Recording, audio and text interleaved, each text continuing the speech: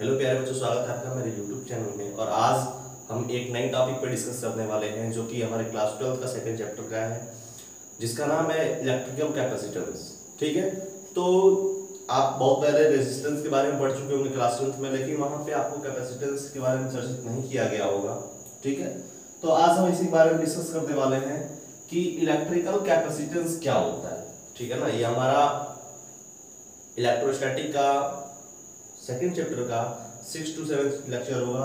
ठीक है, previous lecture हमने अपलोड कर दिया यूट्यूब पे। अगर आपने उस लेक्चर्स को नहीं देखा है तो पहले जाके उस लेक्चर्स को देख ले, उसके बाद इस लेक्चर्स पे आए ताकि आपको बेटर कनेक्ट कर पाऊँ मैं प्रीवियस टॉपिक से इस टॉपिक को। ठीक है, तो प्रीवियस टॉपिक में हमने डिस्कस किया था कि सुपरपोजिशन प्रिंसिपल ऑफ वोल्टेज, है ना, और वोल्टेज के बीच में और इलेक्ट्रिक इंटेंसिटी के बीच में रिलेशन क्या होता है, वो होता है पोटेंशियल ग्रेडियंट का, जिसका फॉर्मूला आया था E = -dV/dr और मॉडुलस ऑफ E = dV/dr। ठीक है, तो हम सबसे पहले बात कर लेते हैं इस पे इलेक्ट्रिकल कैपेसिटेंस क्या होता है। तो इलेक्ट्रिकल कैपेसिटेंस किसी भी कंडक्टर का हो सकता है, जैसे रेजिस्टेंस होता है किसी भी कंडक्टर का, ऐसे ही इलेक्ट्रिकल कैपेसिटेंस भी हो सकता है किसी भी कंडक्टर का। अब रेजिस्टेंस क्या होता है कि अपोज करता है, अपोजिशन की प्रॉपर्टी होती है ना, किसको अपोज करता है, करंट को अपोज करता है। ठीक है, लेकिन इलेक्ट्रिकल कैपेसिटेंस क्या होता है, electrical capacitance is the ability to store some charges in the conductor. एक कोई ऐसा कंडक्टर हो जो कि कुछ चार्ज को क्या कर दे, इकट्ठा करके होल्ड कर दे, स्टोर कर दे, उसी क्षमता को क्या बोलते हैं, उसी एबिलिटी को क्या बोलते हैं, इलेक्ट्रिकल कैपेसिटेंस, है ना। तो लिख लीजिए आप, electrical capacitance of a electrical capacitance of a conductor is the ability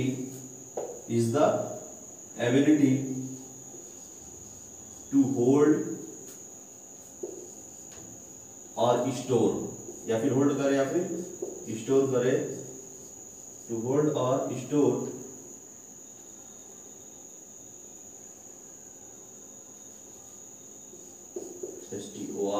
store an electric charge,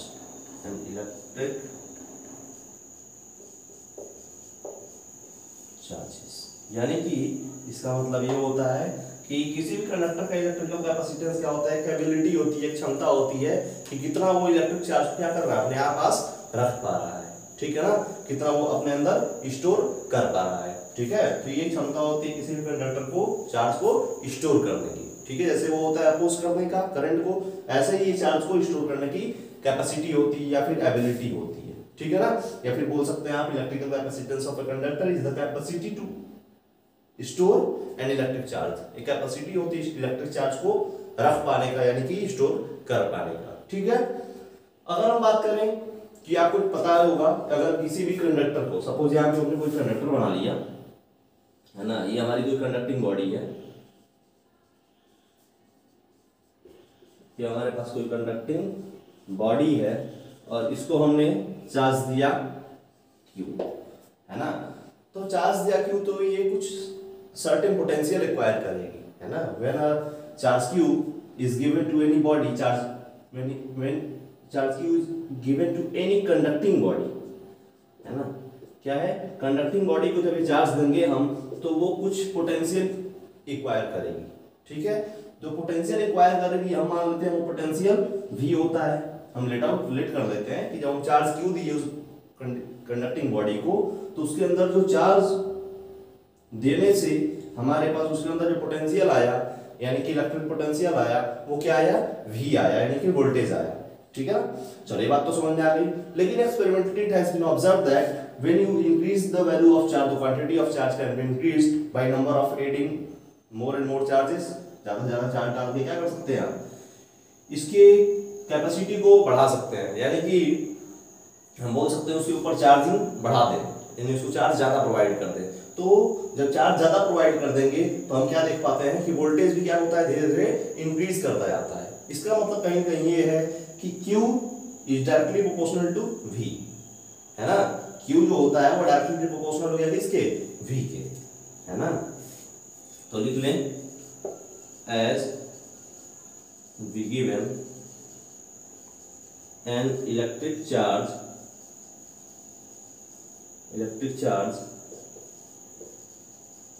to any body, any conducting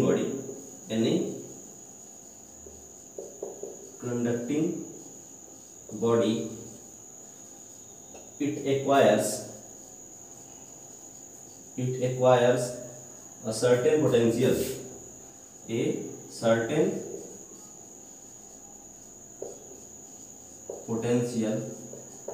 और उस सर्टेन पोटेंशियल को क्या माने हैं, V माने हैं, और जो चार्ज हम दिए हैं इलेक्ट्रिक चार्ज को क्या दिए हैं हम, Q दिए हैं। तो as we given the charge Q, capital Q to any conducting body, it requires a certain potential that is your potential V, है ना।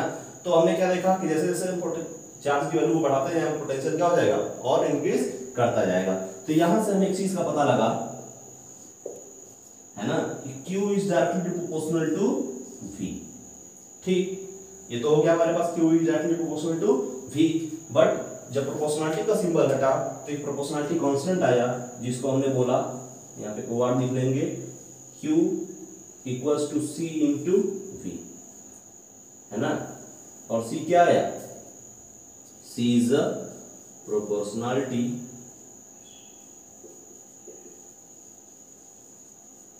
कांस्टेंट।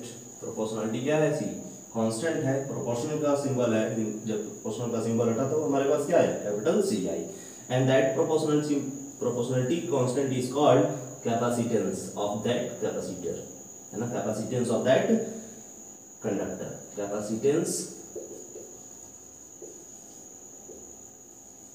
Of that conductor. ठीक है, इसको समझ लें आप, फिर आगे बढ़ते हैं। जैसा कि हमने अभी फॉर्मूला देखा था, फॉर्मूला हमारे पास आया कि कैपेसिटेंस इक्वल्स टू आया हमारे पास, पहले लिख लें इधर, कैपेसिटेंस इक्वल टू, यानी कि अगर हम डायरेक्टली देखें तो Q इक्वल टू क्या आया, C इंटू V आया। ठीक है, तो अगर C को निकालें हम तो C इक्वल्स टू क्या हो जाएगा, Q अपॉन V, है ना। तो Q अपॉन V का मतलब क्या है, Q जो है उसको हमने चार्ज जो दिया है वो है, और V क्या है, पोटेंशियल। ठीक है, तो चार्ज यानी कि इलेक्ट्रिक चार्ज लिखे हम, क्या लिखे, electric charge upon electric potential. ठीक है ना, यानी कहने का मतलब क्या है कि C इक्वल टू हो जाएगा हमारे पास चार्ज मतलब Q अपॉन V। ठीक है ना। अब इसके बेसिस पे हम डिफाइन कर सकते हैं, कैपेसिटेंस को तो हम डिफाइन किए ही अभी, बट अब फॉर्मूले के बेसिस पे भी एक चीज, किसी भी चीज को एक तो बेसिकली डिफाइन कर सकते हैं और एक हम नॉर्मली फॉर्मूले के बेसिस पे डिफिनीशन दे सकते हैं। तो इसका यहां से भी डिफिनीशन दिया जा सकता है, कैसे, देखें इधर, a capacitance of a conductor, capacitance of a conductor can be defined as the charge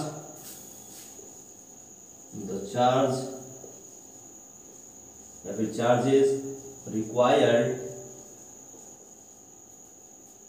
to the body या फिर conducting body, required to the conducting body to increase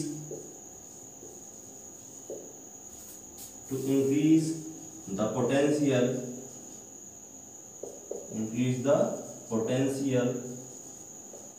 by unit amount।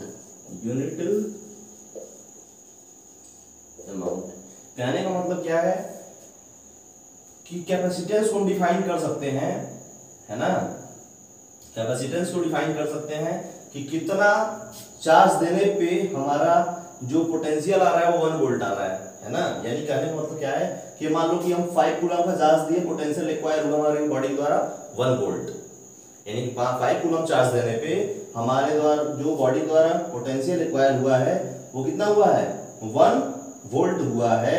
तो इसका मतलब क्या है, इसका टोटल कैपेसिटेंस क्या हो जाएगा 5/1, दैट इज योर 5, है ना। तो ये किस पे डिपेंड करेगा, चार्ज पे डिपेंड करेगा, क्योंकि इनिशियली हमने क्या किया, चार्ज को प्रोवाइड किया और चार्ज जाकर के पोटेंशियल को क्रिएट किया, ठीक है। तो कितना चार्ज रिक्वायर हो रहा है किसी एक बॉडी के द्वारा ताकि उसका पोटेंशियल 1 वोल्ट इंक्रीज हो, ठीक है। तो उसको क्या बोलते हैं हम, कैपेसिटेंस ऑफ दैट कंडक्टर, ठीक है। आइए इसकी यूनिट और डायमेंशन में बात करते हैं। यूनिट बात करते हैं तो यूनिट ऑफ कैपेसिटेंस, तो हम देखते हैं सबसे पहले फॉर्मूले से यूनिट बनाना कैसे सीखते हैं। तो C इक्वल्स टू क्या था, Q/V था। तो पहली बात तो यहां से इसकी यूनिट बन सकती है, और यूनिट क्या बनेगी इसकी, तो Q का यूनिट क्या होता है भाई, कूलम। Q का यूनिट क्या होता है, कूलम, है ना, अपॉन वोल्ट, ठीक है। तो कूलम पर वोल्ट बन जाएगा पहली बात, तो क्या बन जाएगा, कूलम पर वोल्ट, या फिर इसी को शॉर्ट फॉर्म में C पर वोल्ट लिखते हैं, या फिर CV इनवर्स भी लिख सकते हैं, ठीक है ना। तो क्या बना, सबसे पहली यूनिट क्या बनी हमारे, बेसिक यूनिट जो है हमारे पास है कूलम पर वोल्ट, या फिर जो भी कुछ है ना, सारा सेम ही है, बस उसका आप तरीका अलग रिप्रेजेंट करने का। तो जो कूलम पर वोल्ट है इसी को बताया गया कि जो कूलम पर वोल्ट होगा वो एक स्पेशल टाइप की यूनिट होगी जो कि कैपेसिटेंस की होगी, जिसको हम फैराड भी बोल सकते हैं। क्या चीज बोल सकते हैं, फैराड, है ना। तो इसी को क्या बोला जाता है, फैराड बोला जाता है, यानी कि coulomb per volt is also called, coulomb per volt is also called FARAD, farad, है ना। हिंदी में लिख भी लीजिएगा फैराड, है ना, ऐसे लिखते हैं, क्या लिखते हैं, फैराड। तो कूलम पर वोल्ट को ये क्या बोलते हैं, farad, on the basis of sir Michael Faraday. इनको जानते ही होंगे आप, है ना। माइकल फैराडे को आप बहुत पहले पढ़ चुके हैं, Faraday law of electromagnetic induction, है ना, 10th में पढ़े होंगे फैराडे का नियम, ठीक है। तो इनके नाम पे ये रखा गया, क्या नाम है इनका, फैराडे नाम है, लेकिन क्या रखा गया हम, फैराड, ठीक है। तो कूलम पर वोल्ट को यूं क्या बोलते हैं, फैराड।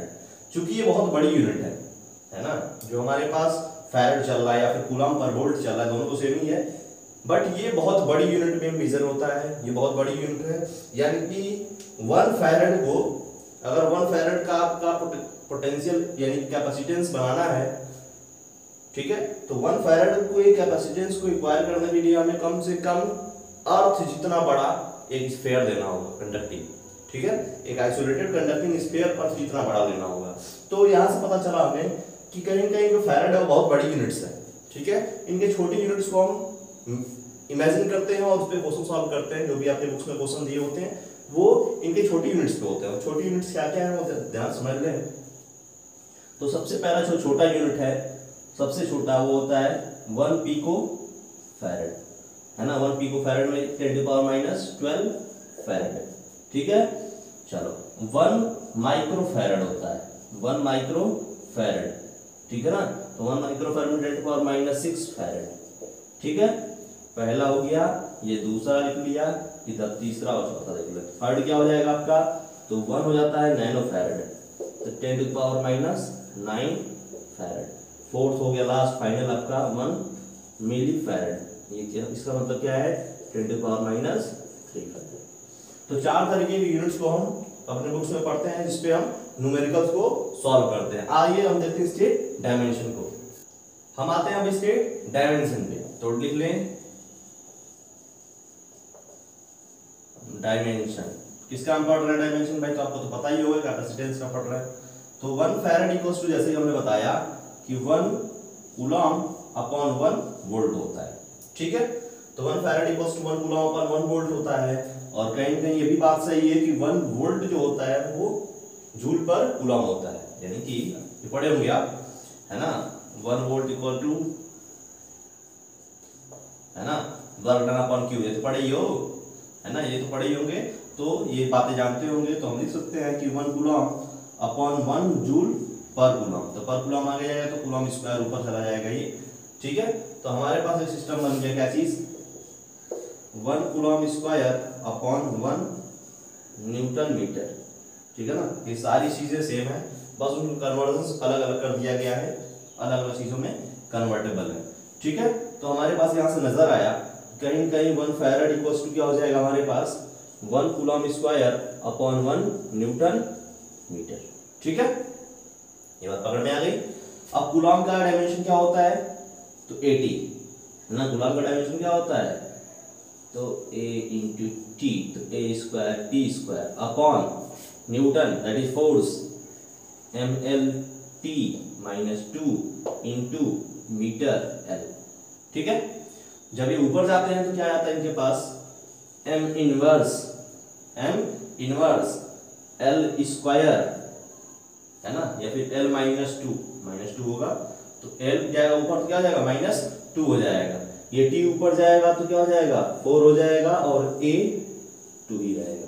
तो ये हो गई क्या इसकी dimension, m inverse l -2 t power 4 और a स्क्वायर, क्या इसकी डायमेंशन है कैपेसिटेंस की। अगले पॉइंट में बात करते हैं the factor which affects the capacitance of the conductor और कैपेसिटर, यानी कि किस किस फैक्टर पे जो कैपेसिटेंस होता है डिपेंड करता है। जैसे कि हमने पढ़ा था रेजिस्टेंस 4 फैक्टर पे डिपेंड करता है, रेजिस्टिविटी 2 फैक्टर्स पे डिपेंड करती है, आता है ना। तो ऐसे ही जो कैपेसिटेंस होता है किसी भी कंडक्टर का, वो 3 फैक्टर्स पे डिपेंड करता है। तो सबसे पहला फैक्टर जो होता है उसका क्या होता है, size and shape, that means shape and size of that conductor, है ना, shape and size of conductor का शेप और साइज, है ना। दूसरा क्या होता है, permittivity,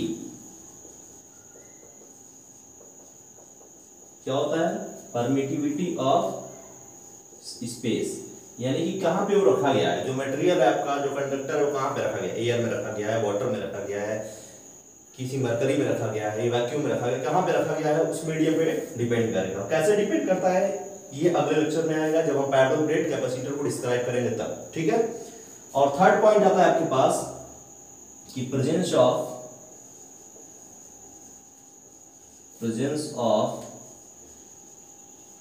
other charged conductors near it, यानी उसके पास कोई दूसरा चार्ज कंडक्टर तो नहीं है। अगर चार्ज कंडक्टर होगा तो फिर उनमें क्या हो जाएगा, होने स्टार्ट हो जाएगा, शेयरिंग स्टार्ट होने, यानी डिस्ट्रीब्यूशन ऑफ चार्ज होना स्टार्ट हो जाएगा, है ना। जो चार्ज होगा वो फिर से स्टार्ट हो जाएगा डिस्ट्रीब्यूट होना। जब चार्ज डिस्ट्रीब्यूट होना स्टार्ट हो जाएगा, चार्ज किसी एक पे ज्यादा हो सकता है, कम हो सकता है, तो कहीं कहीं कैपेसिटेंस जो होगी उसकी वो ज्यादा और कम होती रहेगी। तो 3 चीजों पे डिपेंड करता है। सबसे पहली चीज क्या है वो, तो साइज एंड शेप। दूसरा पॉइंट क्या है, परमिटिविटी ऑफ स्पेस, किस स्पेस में रखा गया है। और थर्ड पॉइंट है हमारे पास presence of other charge particles और कंडक्टर्स नियर इट, इसके पास कोई अदर चार्ज पार्टिकल या कंडक्टर तो नहीं रखा गया है जिसके चलते ये अफेक्ट होगा। हम लास्ट पॉइंट पे आते हैं, कैपेसिटेंस ऑफ, है ना। लास्ट पॉइंट हमारे पास है कि कैपेसिटेंस पता करना है ना। एक तरह का न्यूमेरिकल भी हो सकता है आपका, capacitance of isolated spherical conducting cell,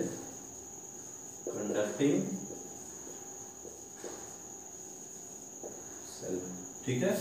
तो क्या हमारे पास एक आइसोलेटेड स्फेरिकल कंडक्टिंग सेल होगा, इसका मतलब कुछ ऐसा है ना। ये सेल हो गया कवच, ठीक है, और क्या है, आइसोलेटेड है ना, और साथ ही साथ क्या है, ये कंडक्टर भी है, ठीक है।